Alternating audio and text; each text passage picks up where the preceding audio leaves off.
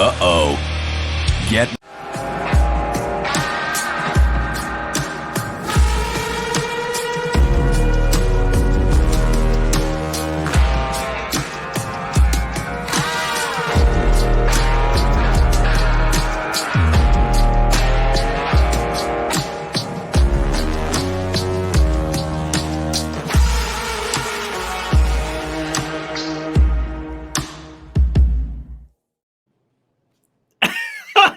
What's up, guys? Officially, we are back. The 35th episode of the Banana and Bee podcast. The Bee, Killer Bee, Taylor Starling. I guess I'm the Banana, Dave Van Auken. What's up? I don't even know what to say. I feel so like I haven't been nervous in a while, and now I feel like I have been like out of touch with my interviewing and stuff. I know, man. Oh, I'm good. You know, getting ready for Christmas. Oh my goodness! Like people don't understand that. It's like for a parent, like it's like a third job. It's a third job. It's crazy. And then it's like when you have multiple children, you have to make sure that you divvy out the presents equally and that nobody gets something better than the other, that they have the same amount of everything. So that's what my mission has been. I've just been buying shit, and then now I'm like, oh, now I need to figure out who's getting what and who do I need to get for. And then with that too, like the four, some like to see Santa, some like to see lights. Like our girls, right? They love our thing. We love doing it. After dinner time, after bath time, 6, 7 o'clock, get in the car. We like drive around different neighborhoods and look at lights. Our girls love it. Taylor and Emerson absolutely love it. They just point at lights. We stop at houses. It's like they're the cloud nine, and it's free. It's like the best gift ever. It's the thing. Yeah. Like the boys, they want to go to Disney World for Christmas, and Colin wants to do this. So it's like each day or each weekend's a totally different thing. It's wild. It's crazy, but it is the best time of the year. Like we are having the best time so far. So what's the weather like down there right now? Because it's cold here. I actually am wearing a long sleeve, like a fleece thing right now. And it's like 68 degrees. Like this is as cold as it gets. We have not had a cold night. Like I guess it's coming this weekend. I hear like it's going to be a really cold weekend for everyone, especially on the East Coast. Yeah. But at night, it's 62, 65 degrees. Yeah, today's like one of those days where it just gets colder as the day progresses. Yeah. Instead of like warmer, and it's been very dreary and gloomy, but it's Christmas vibes. I'm digging it. So it's like, yeah. But anyways, I saw you talking to Bryan. I know. You know this what I'm weekend. saying? Big fight. Big fight. He's such a dog, and like I'm so excited for it. Speaking of dogs, mine are like playing with their toys, but yeah, it kind of just came about last second. Even I was like, I gotta go to Vegas, and then I realized like, hold on, like pump your brakes. It's like in a week, you can't just up and go to Vegas. It's tough. But I'm so excited. I know, and so when I talk to him, and like I talk to so many, you know this about people like before the fight and everything, and you can sometimes tell when people are like putting up a front of like they're almost too confident in a way. And then sometimes you can tell when people are just being so real, man. And like you texted me last night about the podcast with Bryan, he just sounds awesome. Like he sounds like he's in like this great spot mentally and physically. And he's been in the gym, he's teaching classes, like he's there all the time with everything he's doing for the UFC and stuff. Like the short notice fight sometimes will mess with people and sometimes won't. I think he's going to be good with it. I really do. Oh, I think so too. And I mean, a lot of people don't see like Bryan Battle is training like he's in fight camp every time he's training. Right. And he just really wanted to fight before the end of the year was up. So to see it happen, like he was ready. He was like, let's go. Like I think someone had messaged me and said, why is Bryan Battle the underdog? And I'm like, he's always the underdog and he likes it that way. Like he wants people to sleep on him. So it's going to be great. I think it's going to be a great weekend. He's got all the great people out there, and I'm jealous. I'm, like, trying to plan a trip to Vegas myself, but, like, for fun, not for fighting. Two things. One, I swear on anything on this life, I just got a text 30 minutes ago on my phone saying, wait, Bryan Battle's really the underdog? I swear to you, I just got that text. We did not just plan that. And two, you should do it. You should plan, like, a 36-hour Vegas trip. That's all you need. In Vegas, 36 hours in, out, do what you want to do and get out. Yeah, you don't have to stay there long. I was like, my parents were like, why don't you go for a week? I'm like, a week in Vegas is way too long. Way too long. Like, but yeah, I can't. What is the guy's name that he's fighting? I don't know his first name. no, I just looked at it. It's like Renat or like Renat. Renat, yeah. Yeah. I No saw that offense. they No saw each offense. other. What people come at you all the time for the names. Yeah. His name. It's bad. I'm a bad namer. I was just looking at him up because like I knew Bryan was the underdog and I looked into him. So it's like it's Renat Thacker Herdiviyov. Look how long this name is. Holy crap. Like, how are you even what Bruce Buffer's got a job or whoever's announcing that night? Like, yeah. I would be terrified. Oh man, I just messed up my light because I went too close. Okay, I'm back in. Okay, it's all right. My dogs are like fighting and that's all good. Grumbling. So what's that? How is everything in Taylor Starling's world right now? It's been like a little bit. It has been a little bit. I have been enjoying some much needed time off of training. Yeah. I guess I can say it now because I've like posted I got surgery and everyone's like, oh my God, what's wrong? I got my titties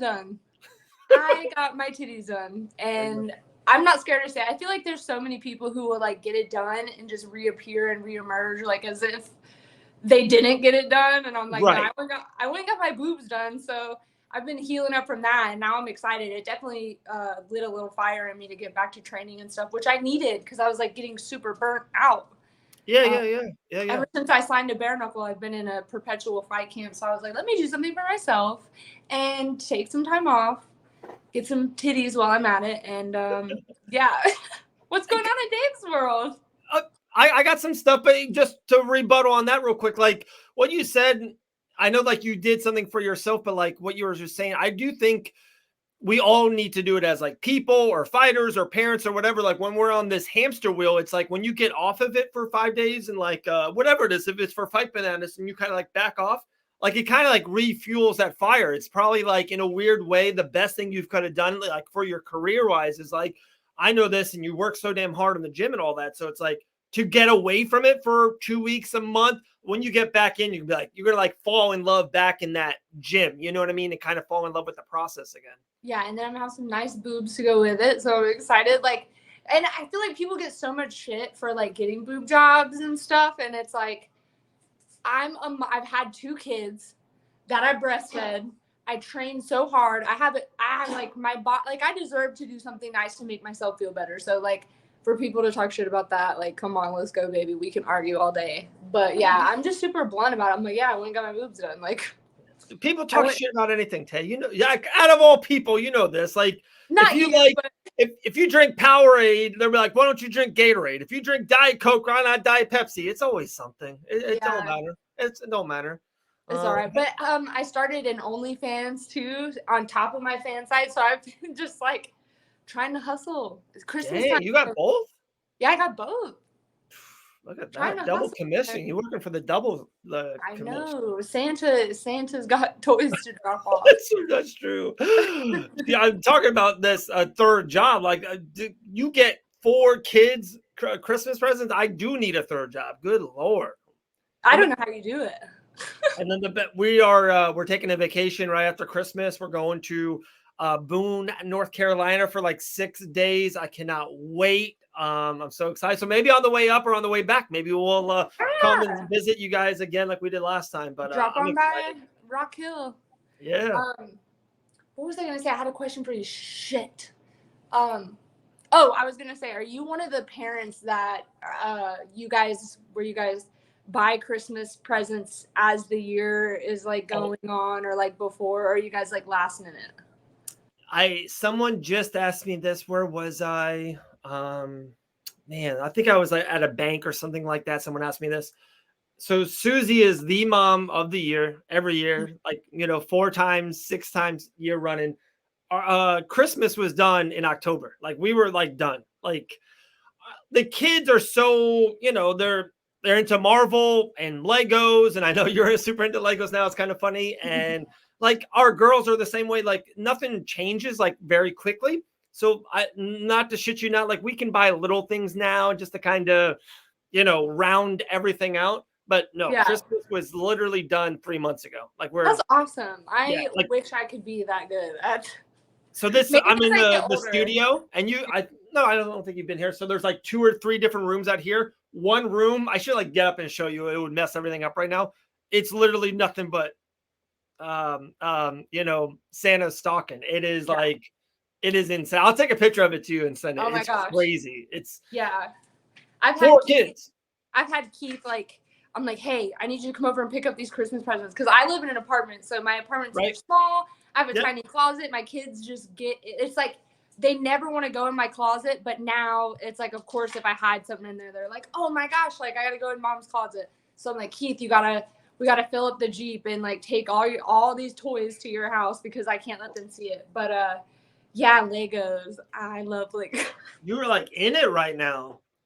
It is crazy because like the reason I discovered my love for Legos is Brody loves Legos, but he doesn't want to do them. So he was getting kits, and I'm like, I would realize we'd start doing it together, and then it would turn into me doing it.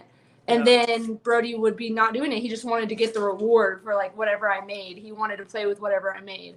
And so I started buying a kit and I made one. And I was like, hey, I think we need some more Legos. And I go get some more Legos, doing it. And then I'm like, I really enjoy this. Yeah. So like I made like a huge bouquet of flowers like out of Legos. I saw that one. That one looked insane. Yeah, it took me a whole day to do it, but I did it. But it's like when I do it, it's like doing a puzzle. It feels like I want the reward. I want to see everything finish, and I'll sit there and I will literally do Legos until I'm done. And Paige was here. Our friend Paige was here, and while she was here from Florida, I think I did like 2 different Lego kits while she was here. And my kids weren't even home; they were like at school. I'm sitting at the kitchen table, like working on my Legos, and she was just like, "You're such a nerd." Dude, everyone has their things. That's it's so wild. We talk to so many different people. Everyone has their things they like to do, or their off hobbies or weird hobbies. And and everyone has like closet hobbies. Let's just be honest. Like, and it could be super weird and like out there, or could just be like Legos or coloring, or some guys like watching professional wrestling and like won't tell the main world, or like weird movies or whatever, Harry Potter. Everyone has something. Like, come on. So, and it felt like I never had that. And now I'm like, whoa, I found my thing. My thing. It's like Legos. And I'm just like, for Christmas, my parents asked, like, hey, what is something that you need for Christmas? And I was like, Legos. I love it. That's so cool. We might have to buy you one, and like I said, bring it to Rock Hill next week or 2 weeks. Yeah, I want to do. They have this huge Bowser from Mario, and it's like, is it the whole one, or is it just the head? It's the whole one. Wow. And it's like $300.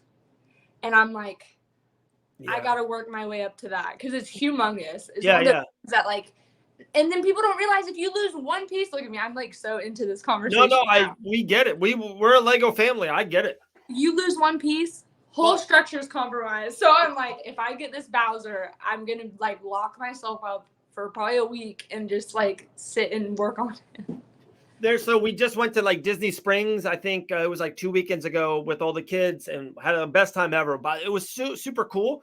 They like had what is it like when you look for something, kind of like a scavenger hunt? Mm-hmm. And they did like 28 trees, and every tree was a Toy Story tree or a Star Wars tree or a Black Panther tree. It was super cool. The kids loved it. So we're looking for them. And of course, it's that awesome Lego store down there. And we go to it, and every time there's always like a new, not like a featured item, but it's like they had like a ship for Star Wars, which was like $800.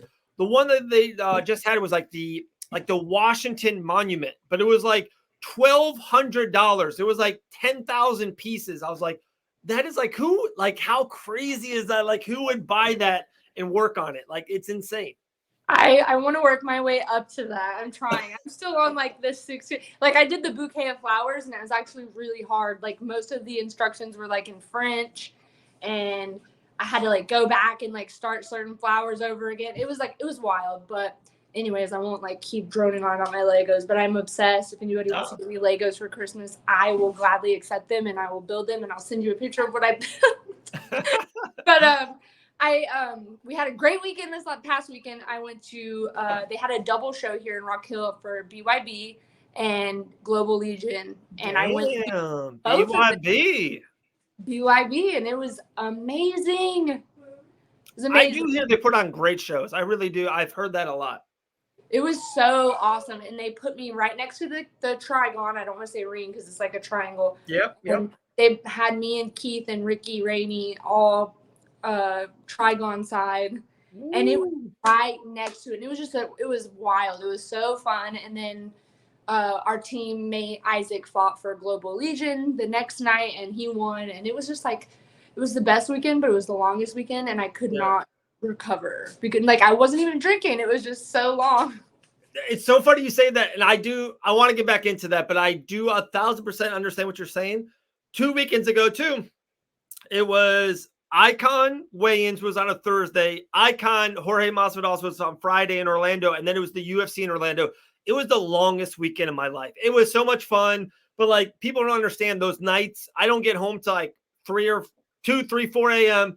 My girls are in my bed at 5:15 a.m. waking me up, and it's back to dad mode. I tried to take a nap. I think like one of those days, it just didn't work. I swear for those 3 days, I had like 8 hours, 6 hours of sleep for 3 days. It was like completely crazy, but it was awesome. It was one of the best weekends ever. But back to your weekend. So like, did Keith feel like at home watching like bare knuckle? Is he like into it? He was into it. Okay. I think the rumor mill is spinning that Keith is kind of looking for a bare knuckle fight. I mean, if everybody's too scared to fight Mr. Richardson in MMA, guess we got to go take the gloves off and do a bare knuckle because I mean he can't find anybody to fight MMA. So if anybody wants to fight Keith Richardson, look, I'm gonna like call out for him. I know. Look at you. You're his manager. If you think you're man enough to fight Keith Richardson, DM his manager, not me. I love it. That's dope. But so what was the highlight of the BYB show? There were just a couple fights. Like all the fights were finishing in the first round, which like usually they do for bare knuckle fights. But the main event, and there was another fight where like it was just brawls from round 1 to round 5, where people were getting dropped and then they would drop their opponent, and it was just like super intense. I got to meet Dad at 5,000, and he was so nice. Like they really took great care of us. Like they were like, do you need anything? Do you want anything? How is the show? What can we do for you? Like they were amazing. And then the fights on top of that, like it was fun to see people get knocked out, but like the 2 wars, like it was over by 10 p.m. Yeah, damn. But like the 2 wars they had were just so good, and to be right there, it was like, whoo, man, I'm ready to fight bare knuckle. And that was the first ever bare knuckle in South Carolina, right? Yeah, first ever bare knuckle in South Carolina, and it was right here in Rock Hill. Ooh, that's dope. And they have that show, Bare Knuckle FC has that show. I think it's like the end of January, like January 27th in Myrtle Beach. That's sick. That's cool. I know you will see me there. I won't be fighting on that card, but I will be there because somebody is fighting on that card that I love very much. Wow. But I think I'll be back February or March. I know I can say that with certainty. I'm fighting February or March, just depending on getting cleared from the doctor after surgery and stuff like that. But February, March, you'll see the kid be back. Nice. We're all excited for that, of course. And I know, like, so we kind of skipped over it. I know you kind of want to talk more about it, maybe, was like the whole surgery. And I know, like, everyone will kind of not make fun of it, but like everyone will be like, oh, it was not like surgery on your knee or like on your hand or broken hand, but it was still a 1,000,000% surgery. Like, how, like, are you 100% okay from it now? How long did it take? How, like, was it just weird? Did you feel off for a little bit? How did that feel? It's one of those things where like I realized I had said, you know, if I had known how hard healing from this was going to be, I probably wouldn't have done it. Wow, really? But I mean, like now I feel a lot better, but I'm still really sore. But the first few days, like you can't pick anything up, you can't bend, like you can't do a lot of stuff the first couple of days, and it hurts so fucking bad. But the doctors I have were amazing. Like the doctor that did the surgery actually came to my Global Legion fight because I had already had my consultation and stuff. And he came to the Global Legion fight in Rock Hill And I didn't even know until I had done my like pre-op consultation. Like he said, yeah, man, your fight this past weekend was awesome. And I was like, oh yeah, thank you. And he was like, no, like I was there. Yeah. And I was like, really? For what? Like you like the fights? And he was like, well, I kind of wanted to know like what kind of surgery I was getting into on you. Like I wanted to make sure I gave you the best for what you do as a career and something that's going to not be a problem for you in your career. And so that was really cool. But surgery was like 45 minutes, maybe less. But yeah. Do you go under? Do they put you under? Yeah, they put you under, and they're actually doing like a little documentary about me for it. So like I had told them I would let them film me, so they came to my house. They filmed me before I went. They filmed me on the way. They filmed me in surgery. They filmed me, I think, after. I'm not sure, but I was all loopy after. But they're filming it. They're gonna come to the gym after I start training again and get cleared and show everybody like the process of like a female fighter getting a boob job. Damn! Look at that. That's cool. I was a mess though after anesthesia. Like this is such a funny story.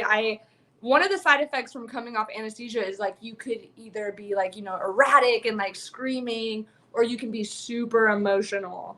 Right. And I was super emotional. And I had told Keith before surgery, like, I just really want Starbucks. Like, please have Starbucks waiting on me. I need it. I want it after surgery. Please have it like ready to go. I get in my truck and I'm like on the passenger side. Keith lets me in and I see 2 iced Starbucks, like iced lattes, and I fucking lose it, Dave. I'm crying and I'm like, I don't want to be an asshole, but I fucking hate cold coffee. And I'm like crying. And Keith's like the man of a lifetime. He's got me 2 different fucking drinks from Starbucks, but they're both cold. He's like, the doctor told me not to get you anything hot so you don't spill it. And I'm boo-hooing, like tears. Please, can we please get some hot coffee? And I was like, I'm not trying to be a dick, but I can't drink this. I was like, this was not what I wanted. And he just like drove through the drive-thru again because it was right next to the place and like got me my hot coffee. There you go, man. Put a ring on that. Put a ring on it. I know. Crazy. All right. So fun question. I knew we were going to talk, and it is the holidays, and we don't know if we are going to do it next week or not. And then it's Christmas, vacations for like both of us, all this stuff. So I do want to ask you, like 2023 is kind of happened to an end. Maybe we'll record one more before the end of the year. But what was your like favorite memory of 2023 outside of any kind of fighting or the ring or training, like personally? And then of course, a lot of people know you as, Killer B as the fighter and bare knuckle, all that. What was your favorite memory with fighting? It's so funny. My favorite memory with fighting and my favorite memory outside of fighting. Yep. I'm like reeling. So I know that fighting, everyone, I only fought one time in 2023. Or 2022 twice. The boxing match and the Christine fight. And I know a lot of people think that the Christine fight was so awful for me, but that trip. Yeah. Like, being on top of the Sandia Mountains with like my best friends and like just having a blast, like that was a surreal moment for me. And that was like a fight memory, I'll say, because I don't know, it was surreal, like to be on top of that mountain and see like the world in front of me with my best friends and people I love so much. Not related to fighting, of course, has to be something with my kids. Like they do shit all the time. Like I'm trying not to think of something that happened last week. I'm trying to think of like, birthdays and things like that. Like it's always that, just watching them throughout the year and all the different things that have happened in like first grade, and Brody's going to be going to kindergarten, like just all their things. The whole, like Carson's been losing teeth. That's like one of my favorite. I'm like, Carson's losing teeth in 2022. Like just anything with my children involving them. They're the best. The shit they say every single day of the year and do. What about you, Dave? Outside of fighting and inside of fighting? Oh, wow. Outside of fighting, inside. Yeah, gosh, you're so right about like that thing that happened like 2 weeks ago, kind of a thing. But like it did just happen, and it's so like it's just so prominent right now. Like So with all the kids and your boys, I think we talked about this. Like, so Colin and Dylan, they're I don't like oil and water, cat and dog, like whatever. They just like bicker and fight all the time. Like it's just nonstop, like in the car, whatever, all the time. And like we talk to them and we know they're big brothers and we know they're years apart and it stinks, but like whatever. But I go to pick them up at the at like the sandcastle, like it's where they watch them until the end of school and all that. And it was so cool. Like they've been fighting, and when we go to pick them up, they don't know I'm there yet, and they're playing at the same table together, and they have Legos. And I like for some reason, like Dylan puts his arm over Colin's arm. They like leave it. I'm like watching. I'm like, am I just walking in on this? Oh, Dylan, I got you. It's Duke. dude, that's the funniest thing, by the way, your last Instagram thing. But yeah, they were just sitting together playing Legos. It was awesome. It was so cool. Such a good brother moment. Loved it. That's inside of fighting. I don't know. Might be like I've been really, really liking commentary lately. I've been really liking it. I thought I would like it or like want to do more, but like now I'm all in. Like I would like if that kept on developing more and everything else of like podcast or Fight Bananas like went a little bit lower, like I think I would do that now. I would never think that a year ago or 8 months ago.